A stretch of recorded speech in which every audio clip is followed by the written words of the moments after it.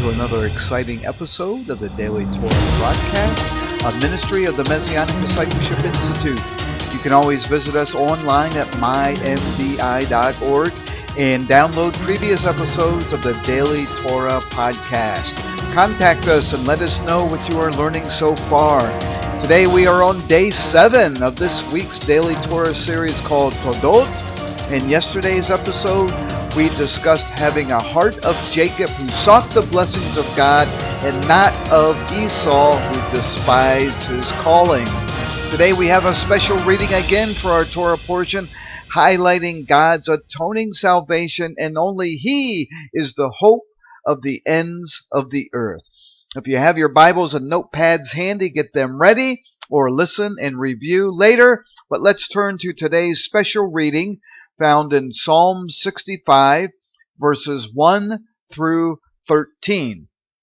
In Psalm 65, starting in verse 1, we read, "Praise is awaiting you, O God, in Zion, and to you the vow shall be performed.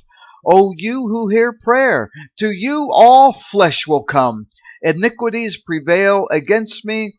As for our transgressions, you will provide atonement for them. Blessed is the man you choose and cause to approach you, that he may dwell in your courts. We shall be satisfied with the goodness of your house, or of your holy temple. By awesome deeds in righteousness you will answer us, O God of our salvation, you who are the confidence of the ends of the earth and of the far-off seas, who established the mountains by his strength, being clothed with power. You who still the noise of the seas, the noise of the waves, and the tumult of the peoples. They also who dwell in the farthest parts are afraid of your signs. You make the outgoings of the morning and evening rejoice. You visit the earth and water it.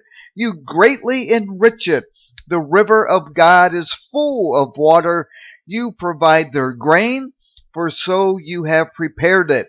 You water its ridges abundantly. You settle its furrows. You make it soft with showers. You bless its growth. You crown the year with your goodness, and your paths drip with abundance. They drop on the pastures of the wilderness, and the little hills rejoice on every side. The pastures are clothed with flocks. The valleys also are covered with grain. They shout for joy. They also sing." My friends, the whole earth is filled with God's blessings and outpouring love for us. Look outside. Look all around you. Do you think it all happened by accident? That the created was made without a creator? That we were formed from a little puddle of goo, as the godless scientists like to proclaim? It's theoretically impossible. You know, if our oxygen levels in the air changed 1 degree either way, we would either suffocate or explode. The sun is over 92 million miles away, yet provides an inhabitable environment, causes plants to grow, and gives us much needed vitamin D. Yet if the sun were closer or further away, we would have a totally frozen planet, or one so hot that everything would dry up. The seas would dry up, the oceans and the springs of water. No, my friends, God created a perfect, self-sustaining habitat for us to live, work, and grow in. And as He instructed Adam and Eve, it was their job and passed on to mankind to maintain it and to keep it. Global warming, or now it's called climate change, is just a ploy for the globalists to control the populace while they enjoy the fruits of our sacrifices and forced conditioning. If mankind could just pick up the trash, recycle it, and manage the waste of the rest, there would be no need for a global government entity to reward and punish companies and people from one spectrum to the other. There must be balance. And I believe God put us on this earth to tend, shepherd, and maintain the earth in a mostly agricultural based society with light industry to produce helpful tools. Education is the key to maintaining balance in the world. In our added special reading for today, found in Isaiah 30, verses 19 to 26, tells us in Isaiah 30, starting in verse 19, God is telling us, "For the people shall dwell in Zion at Jerusalem. You shall weep no more. He will be very gracious to you at the sound of your cry. When he hears it, he will answer you. And though the Lord gives you the bread of adversity and the water of affliction, yet your teachers will not be moved into a corner anymore. But your eyes shall see your teachers. Your ears shall hear a word behind you saying, 'This is the way, walk in it.' Whenever you turn to the right hand or whenever you turn to the left, you will also defile the covering of your images of silver and the ornament of your molded images of gold. You will throw them away as an unclean thing. You will say to them, 'Get away.'" My friends, we have lost valuable knowledge from our Creator on how to live healthy, prosperous, fulfilling lives. We should be able to simply ask our Creator, "Abba, what is the best way to produce renewable energy with no toxic byproducts? Abba, what is the best fertilizer to use to help our crops grow abundantly and pest-free? Abba, how do we obtain good, clean water that won't dry up?" And the answers to all those questions are determined by how well we are walking with God. Now, continuing in verse 23 of Isaiah 30, we read, "Then he, God, will give the rain for your seed with which you sow the ground, and the bread of the increase of the earth. It will be fat and plentiful. In that day, your cattle will feed in large pastures." The globalists, they want to get rid of our cattle and cows. They think it produces too much methane, but God is saying, in that day, your cattle will feed in large pastures.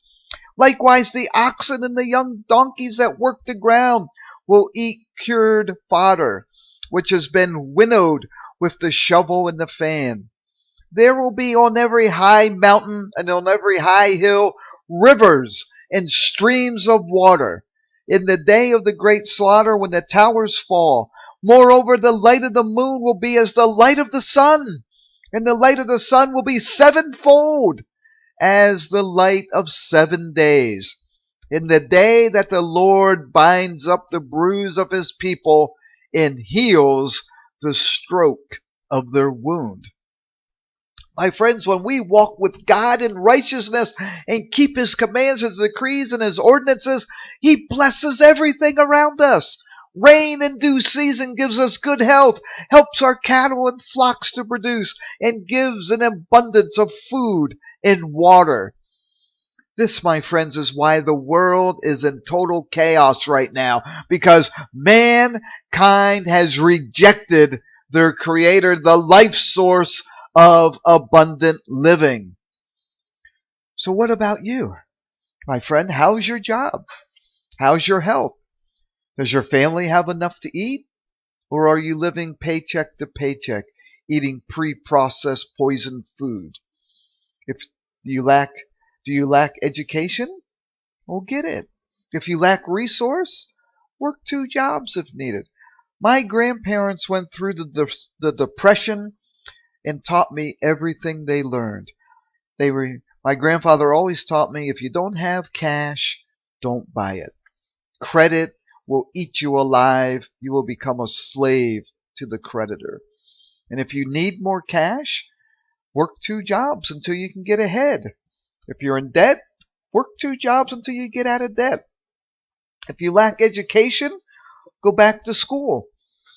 Life is hard, my friends, but it's even harder when you make dumb choices and have children out of wedlock, and then you skip college, or you gamble and drink your money away, or you think you can get rich through get rich quick schemes.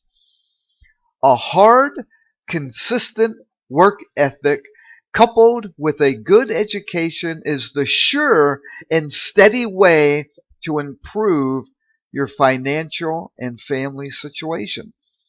I know this from experience, so I'm sharing it with you. Commit your way to the Lord, and He will open up the doors of blessings. Read Deuteronomy chapter 28 and meditate on it. They are the sure promises of God. God is speaking to the children of Israel in Deuteronomy chapter 8, but also to us individually. Let's read a little bit in Deuteronomy chapter 8, verses 1 through 9. In Deuteronomy 28, verse 1, God tells us, He says, "Now it shall come to pass, if you diligently obey the voice of the Lord your God, to observe carefully all His commandments which I command you today, that the Lord your God will set you high above all nations of the earth. And all these blessings shall come upon you and overtake you, because you obey the voice of the Lord your God." In verse 3, "Blessed shall you be in the city, and blessed shall you be in the country. Blessed shall be the fruit of your body, the produce of your ground, and the increase of your herds, the increase of your cattle, and the offspring of your flocks. Blessed shall be your basket and your kneading bowl. Blessed shall you be when you come in, and blessed shall you be when you go out. The Lord will cause your enemies who rise against you to be defeated before your face. They shall come out against you one way and flee before you 7 ways. The Lord will command the blessing on you in your storehouses and in all to which you set your hand. And He will bless you in the land which the Lord your God is giving you." In verse 9, "The Lord will establish you as a holy people to Himself, just as He has sworn to you, if," and that's the big word, right, my friends? "If you keep the commandments of the Lord your God and walk in His ways." And the only way you know how to walk in His ways is by reading the Torah in the Bible from Genesis to Revelation, and knowing what His commands and His decrees and His ordinances are. So, my friends, commit your way to the Lord, and He will establish you a holy person to Himself. Go and read all of Deuteronomy 28, especially the cursings of disobedience, and you will understand more clearly why the world is in total chaos today and not getting any better.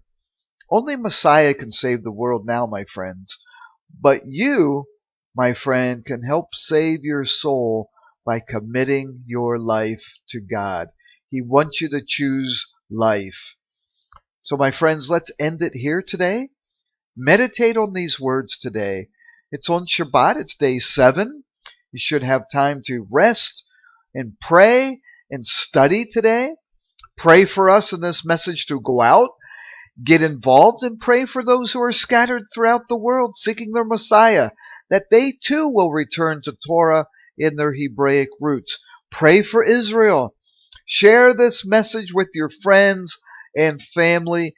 Post a link on your social media pages and help us spread the gospel. You never know whose life you may affect. Remember to visit us at mymdi.org. Take one of our free classes. Download the Daily Torah schedule. You can also order the Daily Torah series of books to follow along with.